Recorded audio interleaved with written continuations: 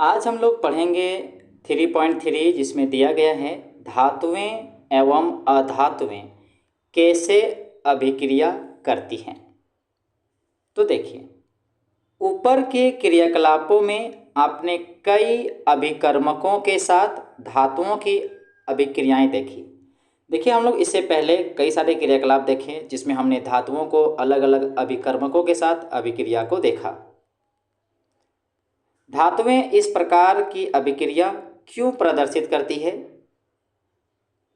9वीं कक्षा में अध्ययन किए गए तत्वों के इलेक्ट्रॉनिक विन्यास को स्मरण कीजिए। देखिए, आपने क्लास 9 में तत्वों के इलेक्ट्रॉनिक विन्यास को सीखे थे, उनको आप स्मरण कीजिए, उसको याद कीजिए। हमने जाना कि संयोजकता कोष पूर्ण होने के कारण उत्कृष्ट गैसों की रासायनिक अभिक्रियाएं बहुत कम होती है।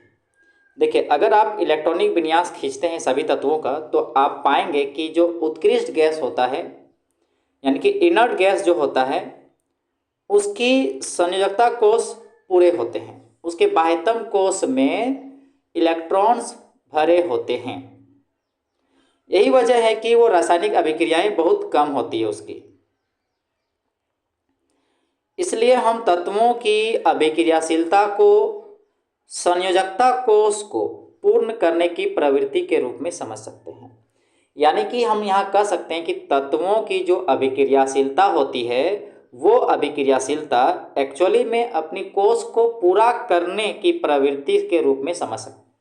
मतलब हर तत्व चाहता है कि उसकी जो बाह्यतम कोष है वो पूरा हो जाए, तो वो बाह्यतम कोष को पूरा करने के लिए ही वो अभिक्रिया करता है। तो तत्वों की अभिक्रियाशीलता को हम कैसे समझ सकते हैं?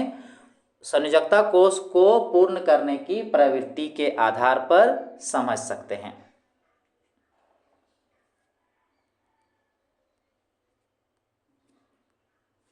उत्कृष्ट गैसों एवं कुछ धातुओं तथा अधातुओं के इलेक्ट्रॉनिक विन्यास पर ध्यान दीजिए।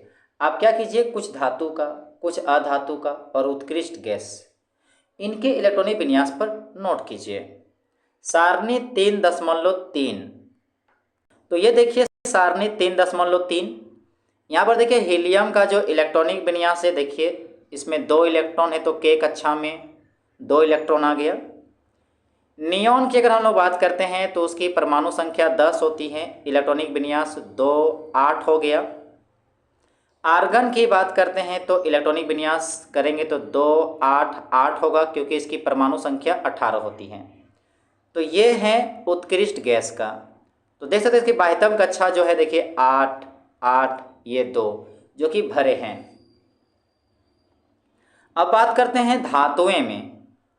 पहले सोडियम की बात करते हैं जिसकी परमाणु संख्या होती है 11, इलेक्ट्रॉनिक विन्यास 2 8 1 यानी बाहर में 1 इलेक्ट्रॉन। मैग्नीशियम की बात करते हैं, परमाणु संख्या होता है 12, इलेक्ट्रॉनिक विन्यास 2 8 2 यानी बाहर में कितने इलेक्ट्रॉन? 2 हैं। कौन सी कक्षा में? एम कक्षा में। एल्युमिनियम की बात करते हैं, परमाणु संख्या होता है 13, इलेक्ट्रॉनिक विन्यास की बात करें तो 2 8 3, बाहर में कितने हैं? 3 इलेक्ट्रॉन हैं। पोटेशियम की बात करते हैं, परमाणु संख्या 19 होता है, इलेक्ट्रॉनिक विन्यास की बात करें तो 2 8 8 1, बाहर में कितने इलेक्ट्रॉन हैं? बाह्यतम कक्ष में 1। कैल्शियम की बात करते हैं तो कैल्शियम की परमाणु संख्या होती है 20, अगर हम इलेक्ट्रॉनिक विन्यास की बात करें तो 2 8 8 2, बाहर में कितने इलेक्ट्रॉन्स हैं? 2 हैं। तो आप धातु के इलेक्ट्रॉनिक विन्यास पर नज़र डालिए तो आपको पता चलता है कि इसके बाह्यतम कोष में या तो 1 या तो 2 या तो 3 है, देख सकते हैं। और उत्कृष्ट गैस में क्या था? उसमें पूरी तरह से भरा हुआ था, 8 होता है, 2 होता है, 2 सिर्फ हीलियम में होता है, बाकी सब में 8 होता है। अब हम लोग थोड़ा बात करते हैं अधातुओं की। तो देखिए नाइट्रोजन का परमाणु संख्या देखिए 7 होता है, तो उसकी इलेक्ट्रॉनिक विन्यास देखिए 2 5। ऑक्सीजन का बात करें तो परमाणु संख्या होती है 8, इलेक्ट्रॉनिक विन्यास 2 6। फ्लोरीन की बात करें तो परमाणु संख्या होती है 9, इलेक्ट्रॉनिक विन्यास हो गया 2 7। फास्फोरस की बात करें तो परमाणु संख्या होती है 15, इलेक्ट्रॉनिक विन्यास 2 8 5। सल्फर की बात करें तो इसका जो एटॉमिक नंबर यानी कि परमाणु संख्या जो होती है वो 16 होती है, इसका इलेक्ट्रॉनिक विन्यास 2 8 6 हुआ। और अंत में क्लोरीन का चर्चा किया है जिसकी परमाणु संख्या होती है 17, इलेक्ट्रॉनिक विन्यास 2 8 7 है। तो अगर आप सभी अधातुओं पर नज़र डालते हैं तो आप क्या पाते हैं कि बाह्यतम कक्षा में या तो 5 या तो 6 या तो 7 इलेक्ट्रॉन्स हैं।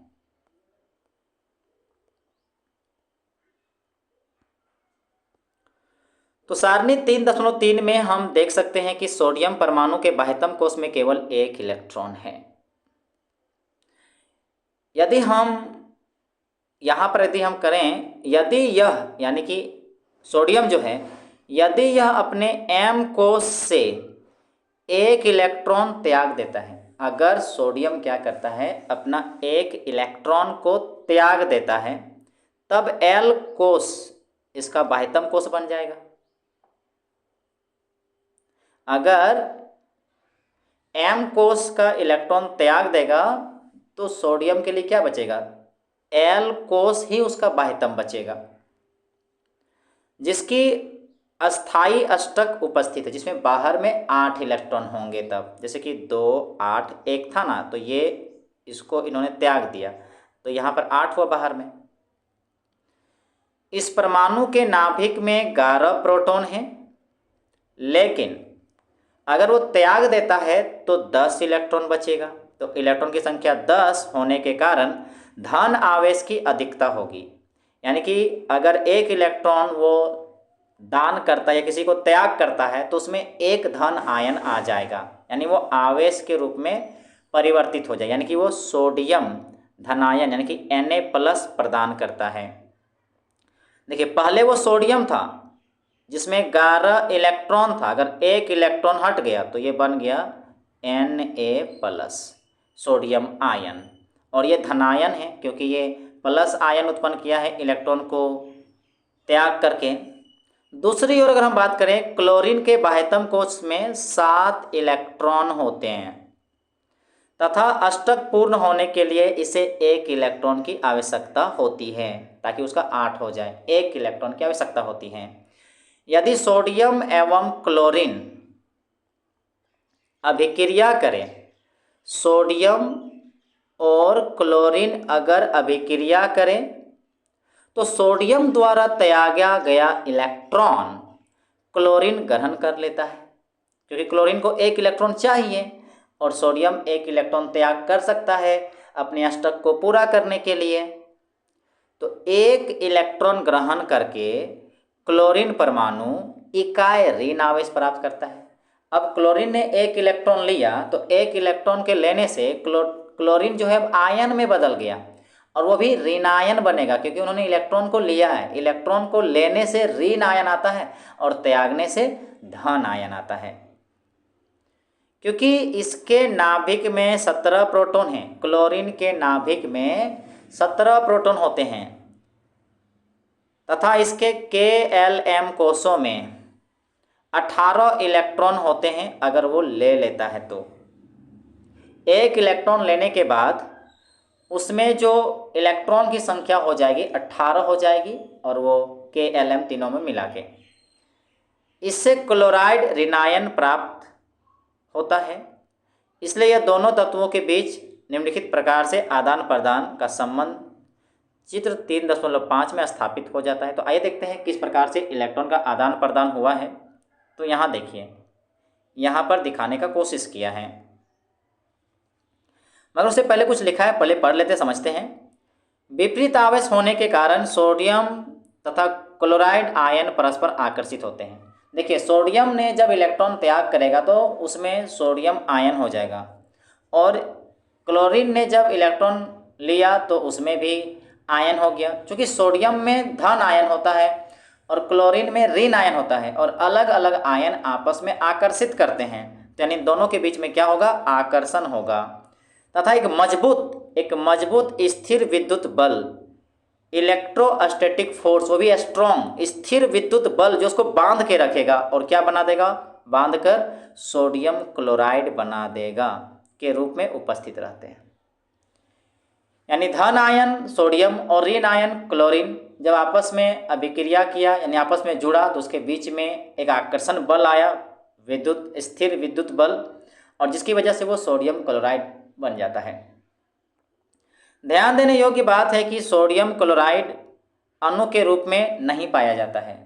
सोडियम क्लोराइड अणु के रूप में नहीं पाया जाता है, बल्कि यह विपरीत आयनों का समुच्चय, मतलब बहुत ही गुच्छे के रूप में, ये अलग अलग विपरीत आयन के समुच्चय के रूप में, एक सेट के रूप में, गुच्छे के रूप में रहता है, ना कि केवल एक मॉलिक्यूल के रूप में। अब हम लोग समझते हैं यहाँ पर किस प्रकार आयन बना, किस प्रकार से सोडियम क्लोराइड का निर्माण हुआ। तो देखिए, ये सबसे पहले सोडियम, परमाणु संख्या देखिए 2 8, सॉरी इलेक्ट्रॉनिक विन्यास 281, जो कि परमाणु संख्या 11 होता है। अब यदि वो एक इलेक्ट्रॉन त्याग करता है तो कितना बच जाएगा, सिर्फ 2 और 8। ये उत्कृष्ट गैस के विन्यास को प्राप्त कर लिया। अब ये धनायन बन चुका है, क्योंकि इलेक्ट्रॉन का निकलना मतलब उसमें धनायन आना। इधर देखिए क्लोरीन का, तो क्लोरीन का इलेक्ट्रॉनिक विन्यास 2 8 7 है। एक इलेक्ट्रॉन को लिया है तो ये नेगेटिव आयन आ गया है, ऋणायन आ गया है। और इलेक्ट्रॉनिक विन्यास की बात करेंगे तो 2 8 8। अब यहाँ पर देखिए सोडियम से इलेक्ट्रॉन कहाँ आया है, क्लोरीन में। तो यहाँ जो कट मार्क है वो बाह्यतम कोश की इलेक्ट्रॉन को दिखाने का कोशिश किया है। तो कितने कट हैं, 1 2 3 4 5 6 7, क्योंकि बाहर में 7 है तो 7 ले लिया। सोडियम में बाहर में 1 था तो ये बाहर में एक बिंदु जो है वो बाह्यतम इलेक्ट्रॉन का है, ये क्रॉस भी है बाह्यतम इलेक्ट्रॉन का। तो यहाँ से देखिए इलेक्ट्रॉन यहाँ आ गया, तो कितना बन चुका है अब यहाँ पर देखिए, यहाँ पर देखिए बाहर में अब 8 इलेक्ट्रॉन हो चुके हैं, मगर यहाँ पर नेगेटिव होगा चूँकि लिया है, और यहाँ पर प्लस होगा चूँकि दान किया है या फिर त्याग किया है। और इस प्रकार ये देखिए बन गया है आपका सोडियम क्लोराइड। अब एक और आयनिक यौगिक देखिए, यहाँ पर NaCl जो बना वो एक आयनिक यौगिक है, क्योंकि आयन के कारण वो यौगिक तैयार हुआ है। तो ऐसे यौगिक जो आयन के फलस्वरूप बनते हैं उसको आयनिक यौगिक कहते हैं। तो आइए दूसरा एग्जाम्पल लेते हैं आयनिक यौगिक का, और वो है मैग्नीशियम क्लोराइड का निर्माण। तो चित्र हम लोग देखिए 3.6 में दर्शाया गया है। तो सबसे पहले यहाँ पर मैग्नीशियम दिया है, और मैग्नीशियम की जो इलेक्ट्रॉनिक विन्यास जो होती है वो 2 8 2 होता है मैग्नीशियम का। अब ये क्या करेगा, अपने बाहर के दोनों इलेक्ट्रॉन को त्याग करेगा। तो देखिए दोनों इलेक्ट्रॉन को त्याग करके मैग्नीशियम आयन में कन्वर्ट हो चुका है, और ये चूंकि दान किया है, त्याग किया है, तो धनायन बनेगा। तो इसलिए देखिए यहाँ पर धनायन आ गया 2+, क्योंकि 2 इलेक्ट्रॉन को वो त्याग किया है। इसी प्रकार यदि हम क्लोरीन की बात करें तो क्लोरीन के बाहर में देखिए 7 हैं। अगर पूरा इलेक्ट्रॉनिक विन्यास की बात करें तो 2 8 7 हो गया। इन्होंने एक इलेक्ट्रॉन को लिया तो बाहर में देखिए 8 आ गया, और यह नेगेटिव आयन बन चुका है। बट यहाँ पर बात उठता है कि मैग्नीशियम 2 इलेक्ट्रॉन को त्याग कर सकता है, और क्लोरीन अगर 1 लेता है तो फिर तो दोनों इलेक्ट्रॉन तो ले नहीं सकता क्लोरीन। तो इसलिए क्या करेगा, 2 क्लोरीन अब भाग लेगा यहाँ पर, ताकि दोनों को एक एक इलेक्ट्रॉन मिल जाएगा। तो यहाँ पर देखिए 2 क्लोरीन भाग लिया मैग्नीशियम से रिएक्शन करने के लिए, तो एक इलेक्ट्रॉन इस क्लोरीन में और एक इलेक्ट्रॉन इस क्लोरीन में गया, और इस तरीके से मैग्नीशियम का जो 2 इलेक्ट्रॉन जो त्याग करने का था वो त्याग हो चुका है, और वो 2 क्लोरीन में जा चुका है, और इस प्रकार से बन चुका है मैग्नीशियम क्लोराइड। धातु से अधातु में इलेक्ट्रॉन के स्थानांतरण से बने यौगिक को आयनिक यौगिक। तो यह एक सिंपल सा फिर डिफिनेशन आ गया है कि धातु से अधातु में जब इलेक्ट्रॉन जाता है और उसके स्थानांतरण से यौगिक जो बनता है, ऐसे यौगिक को आयनिक यौगिक या दूसरे शब्दों में वैद्युत संयोजन यौगिक कहा जाता है। क्या आप MgCl2 में उपस्थित धनायन और ऋणायन का नाम बता सकते हैं? तो यहाँ हम लोग धनायन और ऋणायन बता सकते हैं। मैग्नीशियम में धनायन है और क्लोरीन में ऋणायन है। तो मैग्नीशियम आयन और क्लोराइड आयन। अब जानेंगे आयनिक यौगिकों के गुणधर्म। आयनिक यौगिक के क्या क्या गुणधर्म हैं, जो कि बहुत ही इंपॉर्टेंट टॉपिक है। आयनिक यौगिकों के गुणधर्मों के बारे में जानने के लिए आइए निम्नलिखित क्रियाकलाप करते हैं। तो आइए क्रियाकलाप के माध्यम से समझते हैं आयनिक यौगिक के गुणधर्म को। तो क्रियाकलाप 3.13 विज्ञान की प्रयोगशाला में sodium chloride, potassium iodide, barium chloride या अन्य किसी लवण का नमूना लीजिए। यानी इन सैंपल को आपको लेना है। Sodium chloride, potassium iodide, barium chloride, इनको लेना है। इन लवणों की भौतिक अवस्था क्या है वो देखिए। ये जो लवण जो है इसकी भौतिक अवस्था सॉलिड में है कि लिक्विड में है कि गैस में, क्या है देखिए। धातु के स्पेचुला, जो यहाँ पर देख सकते हैं, ये वाला धातु के स्पेचुला को दिखाया गया है। तो धातु के स्पेचुला पर छोटी मात्रा में नमूने को लेना है। इसे ज्वाला पर गर्म भी कीजिए। अन्य नमूनों के साथ भी यही क्रिया दोहराइए। सभी लवण के साथ ये दोहराना है कि स्पेचुला में लेके ज्वाला पे उसको गर्म करना है। आप क्या देखते हैं, क्या ये नमूने ज्वाला को रंग प्रदान करते हैं, क्या यौगिक पिघलते हैं, ये सब नोट करना है। नमूने को जल, पेट्रोल एवं केरोसिन में घोलने का भी प्रयास कीजिए। क्या ये घुलनशील हैं, देखिए। चित्र 3.8 की तरह एक परिपथ बनाइए। यहाँ पर देखिए एक परिपथ तैयार किया गया है। यहाँ पर देखिए इसी तरह बनाना है परिपथ। और किसी एक लवण के विलयन में इलेक्ट्रोड डाल दीजिए। यहाँ पर इलेक्ट्रोड डाल दीजिए किसी के लवण में। आप क्या देखते हैं, इसी प्रकार अन्य लवण के नमूने के भी जांच कीजिए। आपको यहाँ क्या रिजल्ट आ रहा है इसको देखिए और फिर अन्य लवण के साथ भी दोहराइए। इन यौगिकों की प्रकृति के संबंध में आप क्या निष्कर्ष निकालते हैं। सारणी 3.4 कुछ आयनिक यौगिकों के गलनांक और क्वथनांक दिए हैं। तो देखें यहाँ पर NaCl का जो गलनांक है वो 1074 केल्विन है और क्वथनांक कितना है 1686। उसके बाद LiCl का जो है लिथियम क्लोराइड का गलनांक जो है कितना है 887 है और क्वथनांक 1600 है। उसके बाद देखिए कैल्शियम क्लोराइड का दिया है गलनांक 1045 और क्वथनांक 1900। आयनिक यौगिक की बात करें तो कैल्शियम ऑक्साइड की बात करें तो इसकी जो गलनांक है 2850 है और क्वथनांक 3120 है। मैग्नीशियम क्लोराइड की बात करें तो इसकी जो गलनांक है 981 और क्वथनांक 1885 है। अब यहाँ देखिए आयनिक यौगिकों के निम्नलिखित सामान्य गुणधर्मों पर आपने ध्यान दिया होगा। यहाँ पर कुछ विशेष गुणधर्म हैं जिस पर आपने ध्यान दिया है और ये आयनिक यौगिक के गुणधर्म हैं। और क्या क्या गुणधर्म हैं ध्यान से सुनिए और जानिए भी। भौतिक प्रकृति, सबसे पहले धन एवं ऋण आयनों के बीच, धन और ऋण आयनों के बीच मजबूत आकर्षण बल के कारण आयनिक यौगिक ठोस एवं थोड़े कठोर होते हैं।